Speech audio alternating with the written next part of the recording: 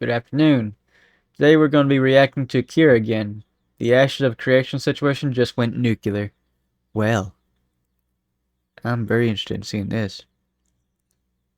I've also received a comment from a friend that I should try to talk more clearly. I will try to be more clear with my wording and as well talk more clearly. Sometimes when I get kind of excited and all that, and I end up talking a little bit faster. So that is my bad. Again, the link will be down in the description below.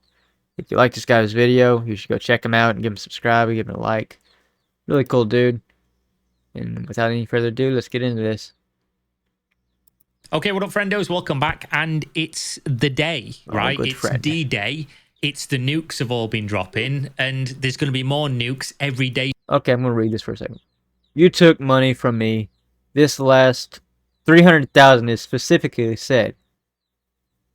I couldn't afford to give you, and you took 1 mm from me. From blurred name.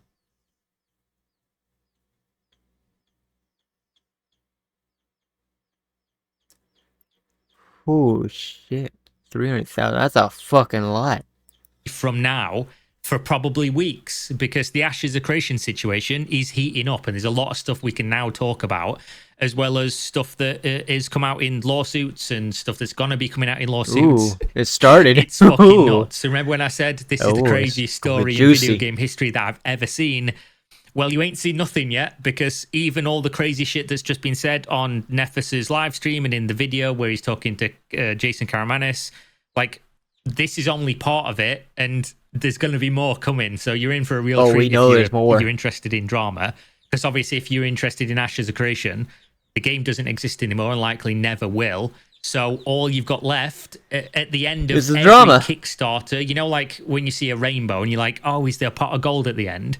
Well, for every Kickstarter MMO, at the end, there's just years worth of drama and fucking stuff to watch. It's kind of sad and true, but like a lot of Kickstarters like that fail, lawsuits and drama are just what follows. There's some fucking starting deals like where the guy just like people try to take the money and run. There's one like I can't remember what it's like. It's like a simulation life deal. I mean, like it was promising way too much, and I'm like, I took one look at it and like, this is a scam. There's no way in hell it's not a scam, because if this was possible, there is no way Rockstar wouldn't have already done this. Because the amount of money they could make off something like this would be astronomical. They could make ass loads. And like, if Rockstar could make ass loads like this, they would. And like this indie company is promising something that even Rockstar can't deliver.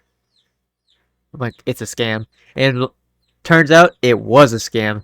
They tried to take the money and run, but Kickstarter like took like the money, put it on hold, and gave it back. If I'm not mistaken, gave it back to the people. If I remember right, but I could be remembering wrong, and maybe they did get the money and they took off. But I'm pretty sure it got flagged by Kickstarter, and they did get the money. They never got issued a refund. Has nothing to do with. Which was sad to see the game was a lie. Because, like, I won't lie to you here. I would have loved to see the game be actually real and, like, actually doable. But if it's too good to be true... Okay, here's a saying my dad likes to say. If it's too good to be true, then it's probably not true. Yeah. That's just the way it is. If it looks too good, it might not be true. The actual video game, and everything to do with questions like, did he steal money? Who did he steal money from? How much money did he steal? These are all questions that you get at the end of the fucking Kickstarter MMO Rainbow. So basically, the news here from Nefus's channel is that Jason Karamanis was involved in the initial funding as a creditor, I believe is the technical term, for Ashes of Creation all the way back in like 2015, 2017, something like that, which obviously was at the very beginning of the inception of the game. And also at a time when Stephen was telling people, "Oh, there's nobody. It's just me. You know, I'm the only person. Nobody owns. There's no board. Intrepid there's Studio. no corporate overlords or whatever." There's a corporate overload, which is a thing that continued to be said for years and years to come. But we know, obviously, from Jason's lawsuit a year or so ago, whenever it was, motherfucking cat, stop Jason that. was involved in the company from the beginning, and then obviously these text messages prove this. Now, about a week or so ago, I don't remember what the exact date was. I can check my emails. Jason Karamanis sent it was 10 days ago on February 4th. He sent an email out, I assume, to a bunch of content creators, basically saying, "Here's my number. I've watched your video. Contact me if you want to speak to me." And I didn't call him for a very simple reason. And I told him this same thing. I basically said, thanks. I don't have a US number. I'm based overseas and it's a fairly distant time zone to the West Coast, which makes it difficult, which it does. And honestly, the entire situation is so complex, I'd prefer to keep things in writing if possible so I can refer back to it. That's good. That's a good way to have it, because if you misremember something and you word it wrong and you word it as facts and it comes out it's not facts, it can bite you in the ass. So I can't blame the man for wanting it in writing when I'm talking about it, because obviously if somebody tells me something and it's on a phone and I'm not recording the phone call, which I'm not going to without another person's permission, which, to be honest, at this point, he might have given me permission. I should have probably asked. But if somebody tells me something, I put it into the public and it turns out to be untrue, and I say, "Oh, yeah, but this guy told me," and I don't have evidence of that, that can fuck me. So obviously just not something I'm going to do. You look like an idiot. But obviously, like Nefas did do this. He got in contact with him. He sent him a bunch of text messages, and the text messages are fucking cringe. Just going to throw that one out there. Go watch it if you want. It's a 1 hour, 20-minute long video, and the text messages are cringe. It's embarrassing. And it's embarrassing because when I think of how high net worth individuals interact with each other and like business deals and, millions of dollars exchanging hands and things like that, I think of somebody in a nice suit, a tailored suit, eating a perfectly cooked medium rare Wagyu steak, a tomahawk or something wildly expensive like that in a great restaurant. Maybe you're not wrong. That's kind of what I picture too. But I don't really picture a Wagyu steak. I picture when I think of rich people, what I picture is they're sitting in a fancy restaurant and they don't get served a Wagyu steak. They get served a steak, like 2 bites of a steak if you're lucky, and then they treat it like it's royalty. I'm like, that's 2 bites of a steak and it's like $500. Are you fucking stupid? Forgive me, but like, are you fucking stupid?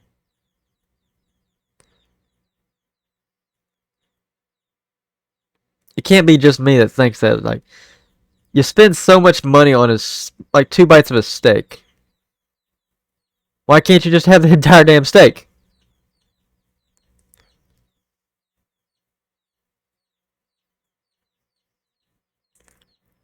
Yeah, they didn't learn, I guess. Maybe they've got imported Cuban cigar. It's illegal. Who cares? They're rich. Maybe they've got a nice glass of expensive old cognac. Maybe a really expensive bottle of red wine to go nicely with a steak.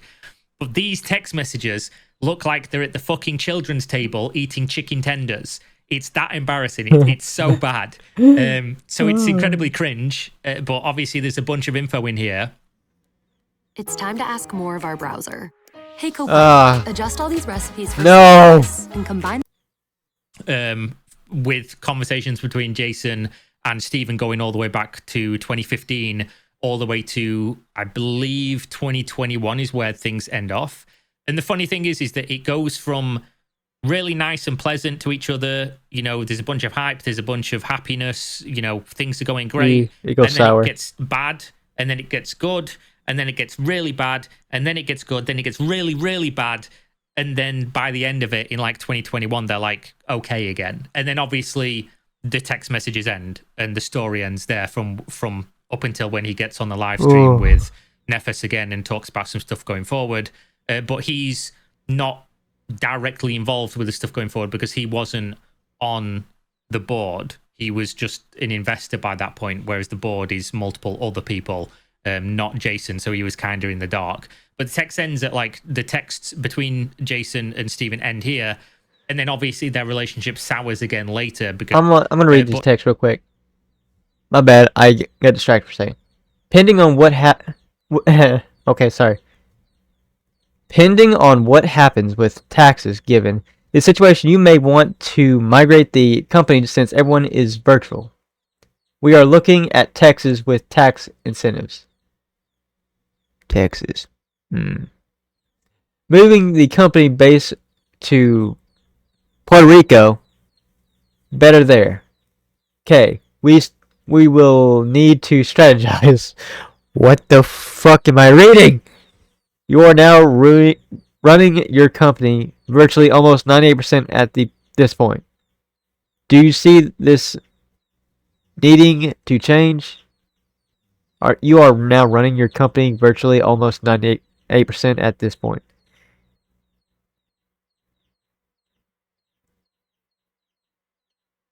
What the fuck?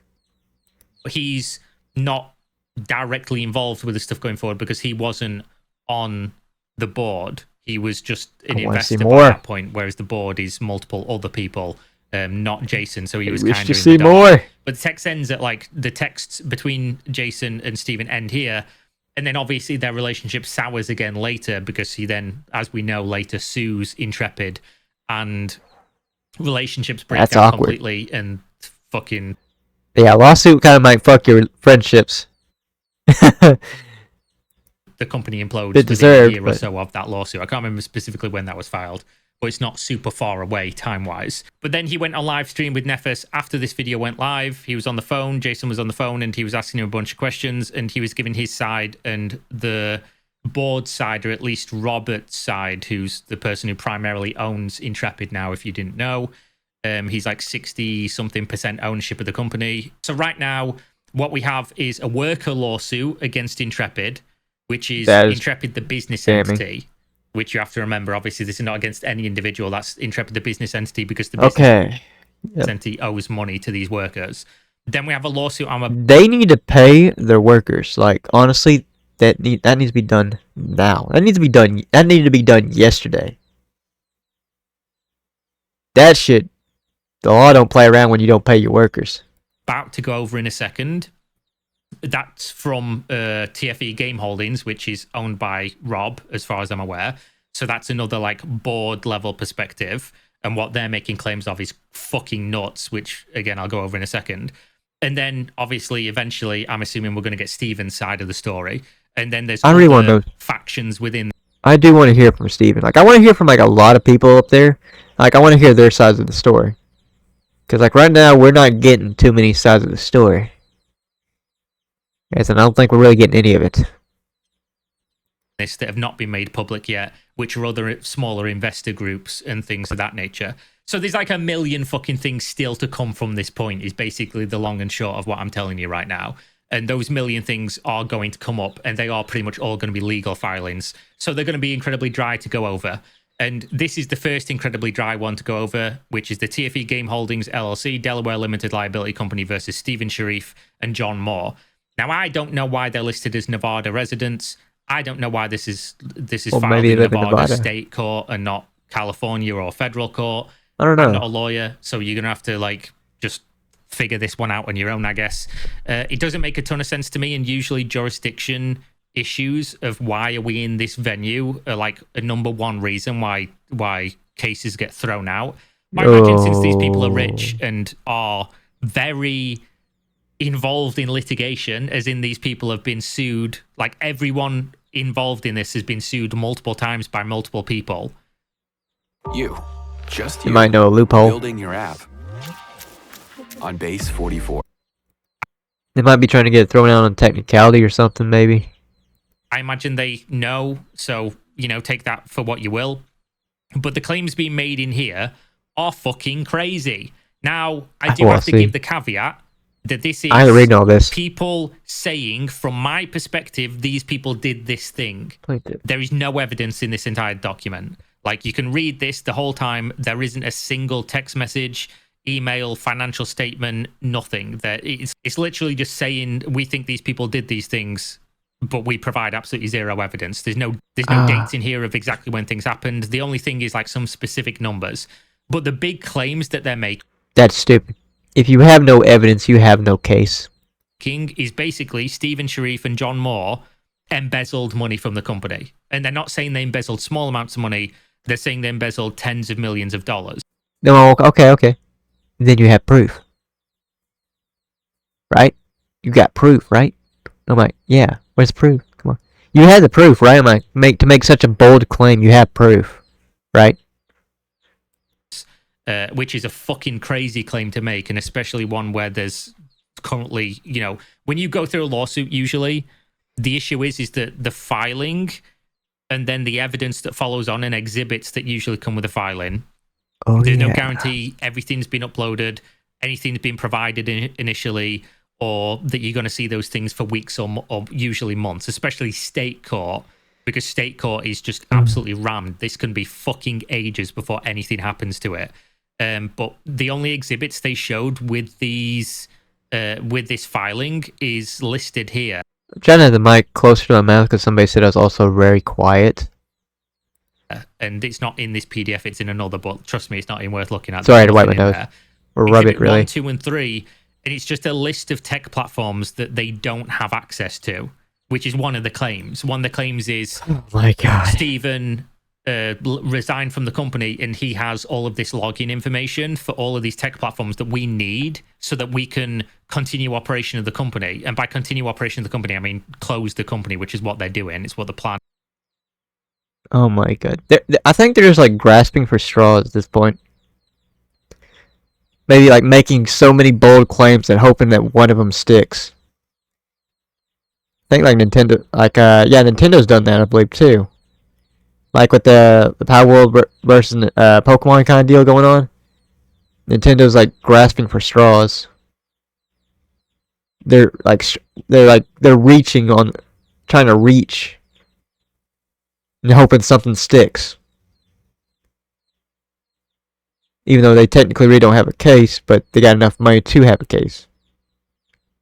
But that's a story for a different time. We're going to resume this. Always was. And that's one of the things they're suing him for. Then they list that there's a bunch of bank accounts and third-party vendors that they don't have like invoices for, records for, access to these credit cards and banks, and they're suing him for breach of fiduciary responsibility for not handing that stuff over. But then the big claims that they make is literal crime. They're accusing him of embezzlement, which is a federal offense. And they're accusing him of misappropriating, which is a really fancy term for basically you fucking used or taken this money. They are reaching far. They're trying to, I think what they're trying to do is like just tarnish this guy's name at this point. Which could work unless they lose. Because if they lose, well then he has a grounds to countersue them for defamation. I think. Again, I'm not a lawyer, but I'm pretty sure he could get him for defamation. If like it's proven that he is innocent of this.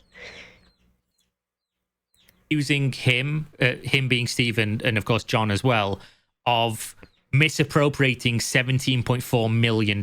Oh my good lord. It's a fucking crazy sum of money. 17 million fucking dollars.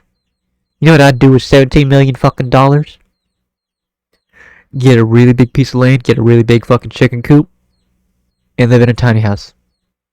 Now, again, there is no evidence of this, but specifically how they say that this was done is that they used excessive personal loans to certain shareholders with no documentation and no repayment, direct transfers to shareholders with no stated business purpose, direct transfers to miscellaneous. That would be stupid because then there's no evidence of ever there being a loan. So that'd be like getting money from a loan shark. Some shit like that. Like there is no paper trail. It's like you owe the money, you're going to pay the money back. There is no official paper trail. And you don't want to take loans from people like that. They want their money and they want it now. So what these people are doing, I think, are just trying to make bold claims.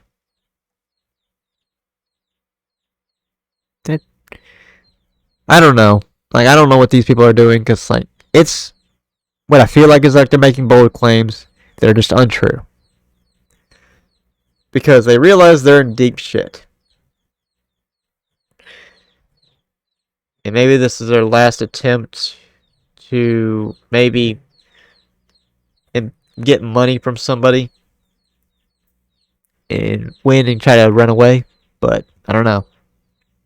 Hard to say. Accounts with no stated business purpose, and miscellaneous personal expenses charged to Intrepid's credit cards and or defendant Sharif's personal credit card that was then reimbursed by Intrepid.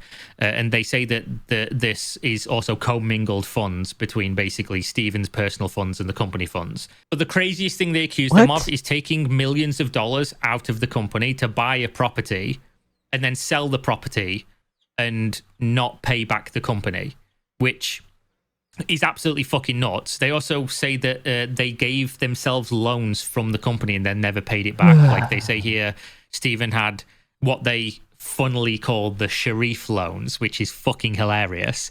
They say the Sharif loans, $362,524.15, and then the Moore loans, $6.68 million. And there's actually a really funny element of this where they say this.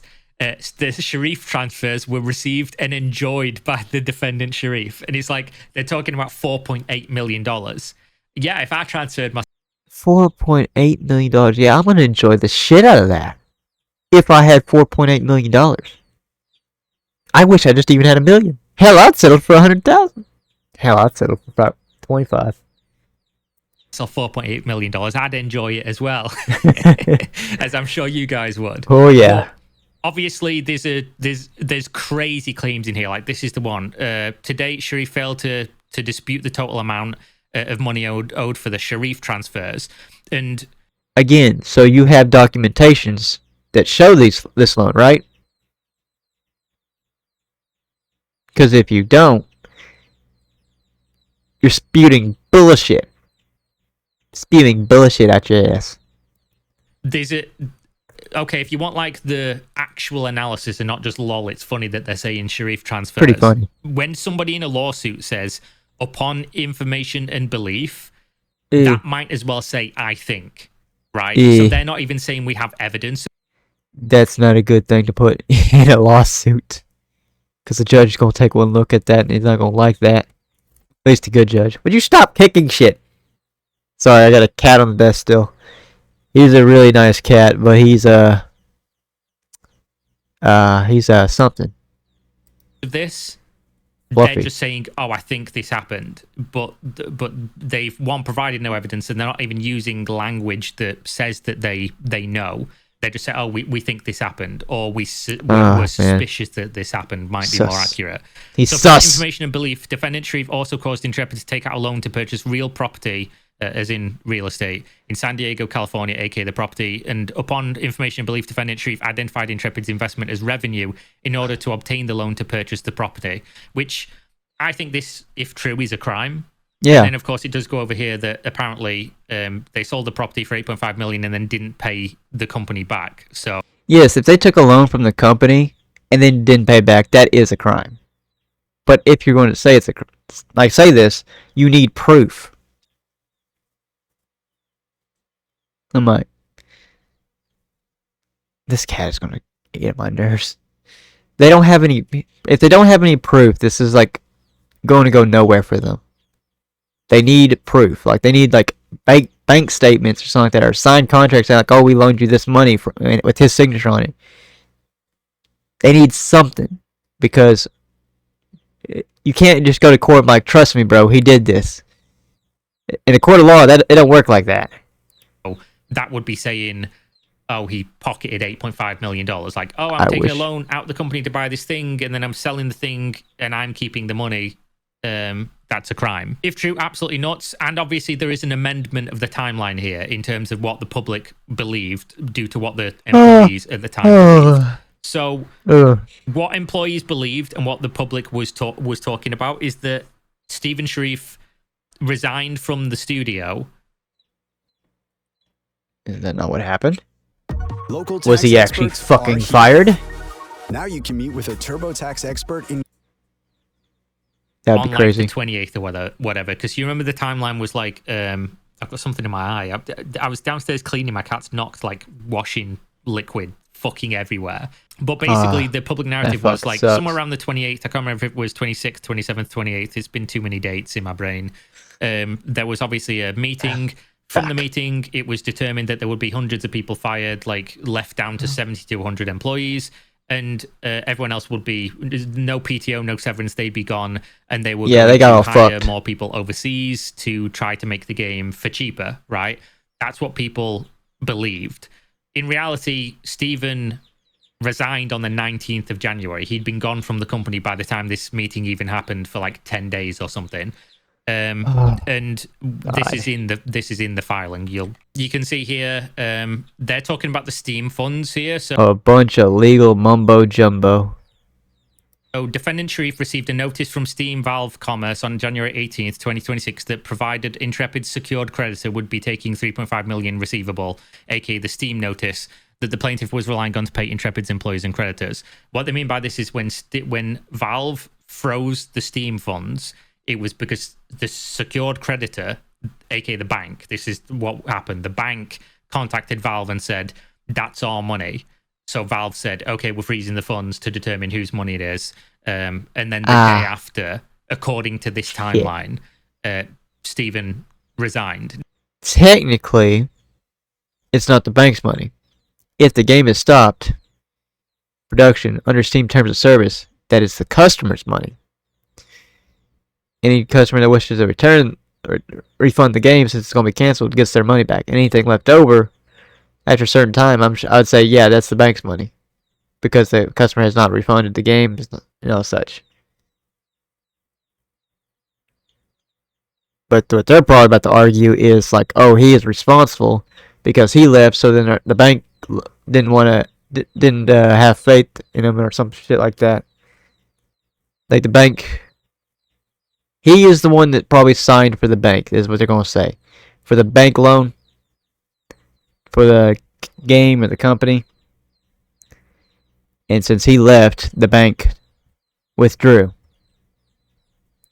Now, obviously, the timing of this is incredibly sketch, and something that's obviously going to come out in further lawsuits about exactly why it happened with this time frame, because there's just almost no info here other than the real date of resignation. But I can now talk about, obviously, what was the real plan and what the public didn't know, just because this date is now public. Intrepid was never going to exist after this point. I think Jason even said this in the video, in the live stream when he was talking about it. The plan was to close Intrepid. So even if all this didn't happen, like even if the Valve money didn't go away, everything like that, Intrepid was going to be closed, because they already made this new company. This TFE Game Holdings that's filing this lawsuit had already been created. They have already so they basically already decided, like, this company's fucked, this game is fucked, we're fucking closing all this shit down, and we're going to take the money and start a new game studio. And was spun up specifically to, I think, fire everybody in Intrepid and then rehire 70 to 100 of the key staff into the new company, where I don't know why you do this in terms of like a business decision. I'm sure it's something to do with debt or whatever, but they were going to close the Intrepid company down, move everything that was valuable and rehire staff into this new company, TFE Games Holding, and then develop the game from there. So Intrepid was going away. It was just that obviously people didn't know this until now. But either way, that's like all we get from the lawsuit. There's really nothing. The other claims are basically the same thing. Breach of contract, as in they think that there's a contract here between a loan from Intrepid to Moore and a loan from Intrepid to Steven for combined like $7 million that's not been paid back. But they don't provide the loans in here. There's no agreements in here to look at. There's literally nothing. The other claims for relief from unjust enrichment, claims for relief. If it's me, and it's not me, but I'm going to assume the judge going to ask, like, you got a contract that shows this, right? And if they don't, well, then this shit's about to be thrown out. For like this deal's like what they try to say, like, oh, they owe this much money.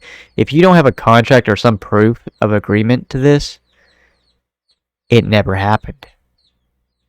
From unjust enrichment for John, and then just basically saying, oh, we also want an injunction and we also want money. We want legal fees for our attorneys and things like that. So as a lawsuit, it's actually kind of a boring one, even though some of the claims are fucking insane. Like, obviously, you embezzled tens of millions of dollars from the company. It's a crazy claim to make. It's just a shame that there is zero evidence in the entire filing. And with it being state court, there could be zero evidence in this for fucking months. So right now, it's kind of a nothing burger.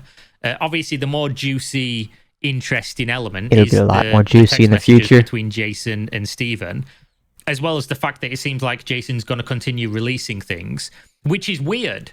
And you know why it's weird? Because you never see anyone do that. And the reason you never see anyone do that is because anytime you put stuff into the public, you harm your ability to sue people, because they have all the things that you're presenting and they can prepare a defense for it already.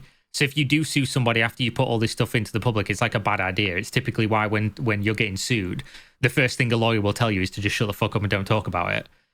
But since lawsuits are already flying, I would expect more within the coming days, because the way that these things go is people are sort of like holding their cards, like who's going to go first, who's going to be involved, are we going to see the sides, which evidence is going to be presented, can I file a lawsuit in this jurisdiction before they, like, you're going to see everything implode now, more so than you already saw an implosion of the fucking entire company shitting itself to death. But there is a reason I said this was going to be the biggest drama in gaming ever, because we've now seen some lawsuits with very little information, one side of the story from Jason, and now it's expected that everyone else's side is going to come out, because again, there isn't just two factions in this.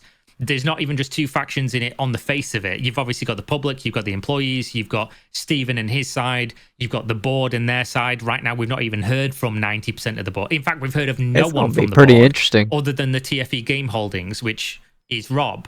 And Rob obviously was previously not known to exist, but since Jason's talked about Rob, I guess I can as well. And then Jason, who is an investor, who wasn't on the board. But there's also... There are going to be a lot more names come out. If this gets dragged out as long as I think it is, more people on the board are going to be named. Other investors, and they are in factions as well. So it's going to be a crazy couple days and a crazy upcoming couple weeks. So obviously stay tuned. I look forward to this. It's not going to stop, guys. It's just going to be fucking nuts from here on out, more so than it already was. So yeah, thanks for watching. Hopefully you enjoyed, and I did, and I appreciate it. Again, you should check this guy's videos out. He's really insightful. He does really good explanations. Really cool dude. Here's a comment. When I heard Steven and his family were MLM schemers selling jungle juice, I got a refund.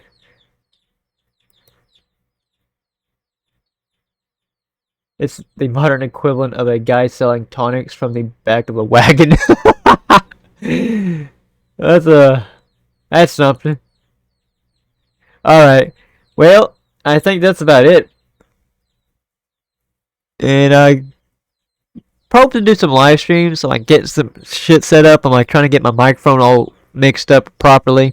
If you guys have some feedback for me on like how my microphone sounds, do I need it farther away? Do I need it quieter? Do I need it louder?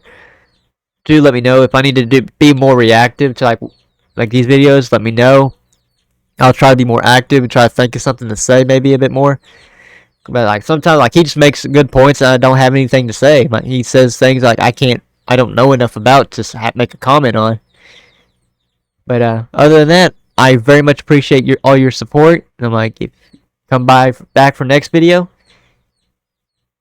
I don't know what I'll be doing next. Maybe he'll have a video up by the time this video goes up, and I'll be reacting to that, and it'll go up the next day or 3 days after when he uploads.